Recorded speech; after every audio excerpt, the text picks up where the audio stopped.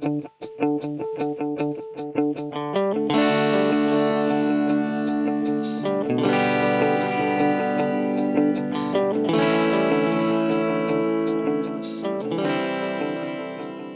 fois les contours et les objectifs du projet d'éco-conception définis, il faut mesurer les impacts environnementaux des différentes solutions envisagées.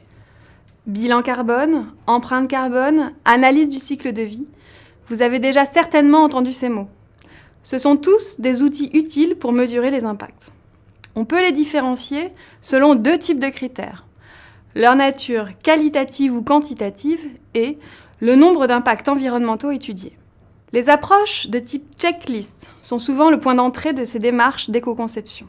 Basées sur des retours d'expérience, les checklists ou recueils de bonnes pratiques mettent à votre disposition des actions types dont les bienfaits sur l'environnement ont été validés. Ces documents sont souvent thématiques ou sectoriels et sont parfaitement adaptés aux petites entreprises n'ayant pas suffisamment de ressources en interne pour se lancer dans des démarches plus poussées. Regardons la checklist produite par Eco-Emballage et l'Alliance 7 pour les secteurs de l'épicerie et de la nutrition infantile. Ce guide propose des actions pour chacune des étapes du cycle de vie de l'emballage, des solutions techniques et de retours d'expérience. Ces pistes d'éco-conception sont présentées de manière très opérationnelle. On se pose par exemple la question, peut-on estimer les épaisseurs des contenants pour réduire le poids des emballages ? Et pour y répondre, la checklist vous propose de revoir l'épaisseur du contenant en gardant la fonctionnalité de protection ou de résistance. Ces guides, faciles d'utilisation, restent très génériques, mais constituent une première approche qui permet aux entreprises de voir qu'il existe des premières actions simples et de bon sens à tester avant de se lancer dans une démarche plus complexe. Ensuite, pour aller plus loin et obtenir une analyse environnementale spécifique d'un produit ou d'un emballage, il est nécessaire d'utiliser des outils quantitatifs. Plusieurs outils de ce type existent. Certains ne mesurent qu'un seul impact environnemental. Par exemple, vous avez sûrement entendu parler du bilan carbone, outil développé par l'ADEME pour évaluer les émissions de gaz à effet de serre d'une activité.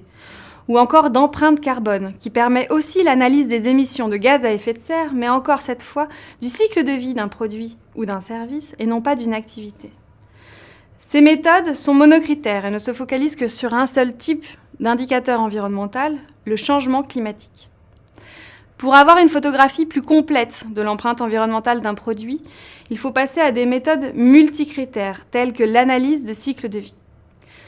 L'analyse de cycle de vie est une méthode d'évaluation quantitative détaillée des impacts environnementaux d'un produit. Cette méthode est à la fois multicritère, on va évaluer les émissions de gaz à effet de serre comme les outils précédents, mais aussi les consommations de ressources en eau, en bois, la production de déchets, la consommation d'énergie. Et c'est une méthode multi-étapes. On regarde l'ensemble du cycle de vie du produit ou de l'emballage étudié de sa production, transport jusqu'à sa fin de vie. Ces deux caractéristiques sont clés dans une démarche d'éco-conception. Lors de la comparaison des résultats avant-après éco-conception, cela va permettre de s'assurer qu'il n'y a pas de transfert de pollution d'un impact environnemental à l'autre, de l'air vers le sol ou vers l'eau, et d'une étape du cycle de vie à l'autre.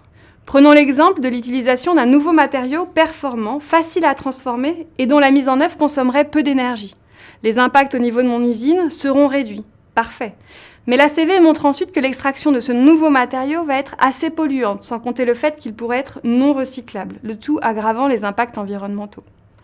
Cette solution n'est manifestement pas la bonne et on s'en est aperçu grâce à l'ACV qui nous a fait regarder les autres étapes du cycle de vie, celles qui dépassent les portes de notre usine. Au cours d'une analyse de cycle de vie, les impacts environnementaux de chacune des étapes du cycle sont évalués. Mais quelles sont ces étapes précisément ? La première est l'extraction des matières premières pour fabriquer des matériaux d'emballage. Ressources forestières pour le papier carton, minerais pour les métaux et le verre, et pétrole pour le plastique. Des matériaux issus du recyclage sont également utilisés par certains fabricants en remplacement de la matière vierge. Les matériaux seront ensuite transformés, les cartons sont mis en forme et les granules de plastique sont injectés ou extrudés et soufflés. Troisième étape, le remplissage et le conditionnement. Les emballages sont remplis puis palettisés, les produits seront prêts à être expédiés vers le lieu de vente. Mis en rayon en magasin, les produits emballés sont achetés par le consommateur qui les ramène chez lui. Utilise le produit, vide l'emballage et l'oriente vers le bac de tri pour qu'il soit ensuite recyclé.